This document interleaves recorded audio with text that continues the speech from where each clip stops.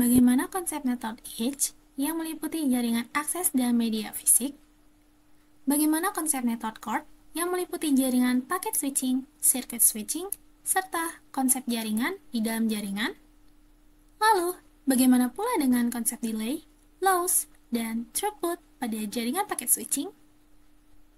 Welcome to our presentation. Konsep network edge atau konsep teknik jaringan dalam konteks ini mengacu pada bagian dari infrastruktur jaringan yang menghubungkan sistem ujung seperti komputer, smartphone, dan perangkat IoT lainnya ke jaringan ke internet. Tapi jaringan ini terdiri dari jaringan akses dan media fisik yang menghubungkan perangkat pengguna ke jaringan yang lebih luas. Tapi jaringan ini bertindak sebagai antarmuka antara perangkat pengguna dan jaringan inti atau network core. Yang pertama adalah jaringan akses. Jaringan akses adalah bagian dari jaringan yang bertanggung jawab untuk menghubungkan perangkat pengguna seperti komputer, smartphone, dan perangkat IoT ke jaringan utama atau core network.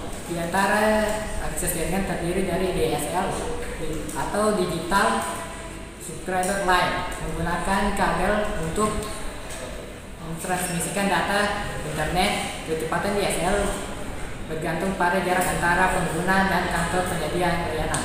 Yang kedua adalah kabel. Kabel atau kabel internet menggunakan jaringan kabel televisi yang menyediakan layanan internet, seringkali lebih cepat dari DSL. Yang ketiga adalah jaringan seluler atau mobile network. Seperti contohnya kalau di HP itu ada 3G, 4G, dan 5G yang digunakan untuk perangkat seluler atau jaringan ini memungkinkan pengguna bergerak untuk terhubung ke internet melalui cara seluler atau seluler towers. Yang terakhir adalah Wi-Fi atau wireless LAN, menggunakan jaringan kabel lokal untuk menghubungkan perangkat ke router, kemudian terhubung ke internet melalui jaringan lebih luas. Wi-Fi sering digunakan di rumah, kantor, dan tempat umum. Nah, yang berikutnya adalah media fisik. Media fisik adalah sarana fisik yang menggunakan data perangkat pengguna dan jaringan akses. Media ini memainkan peran penting untuk menentukan kecepatan, kapasitas, dan keadaan jaringan. Beberapa jenis media fisik umum digunakan adalah: pertama adalah kabel tembaga atau copper kabel, digunakan dalam DSL dan jaringan konvensional. Kabel tembaga mengantarkan sinyal listrik untuk mentransmisikan data. Meskipun lebih murah, kabel ini memiliki balas kecepatan yang lebih rendah dibandingkan media lainnya. Yang kedua adalah serat optik atau optical fiber, menggunakan cahaya mentransmisikan melalui serat kaca atau plastik. Serat ini memiliki kapasitas gatewatt yang sangat besar, kecepatan transfer yang sangat tinggi sehingga ideal untuk koneksi internet.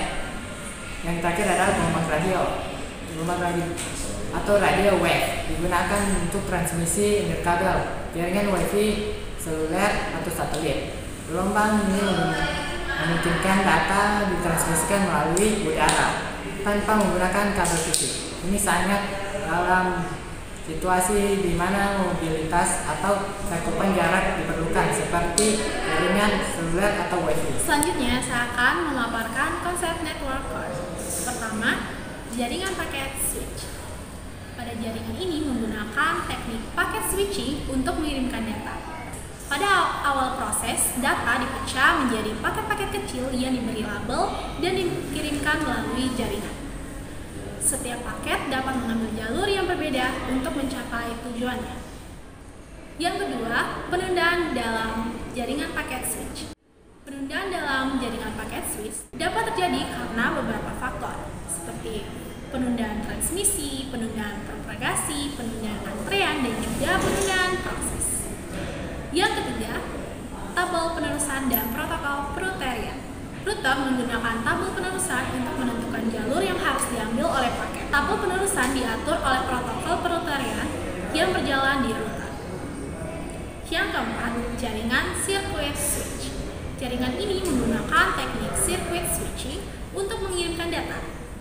Sebelum data dikirim, jaringan harus membuat koneksi antara pengirim dan juga penerima.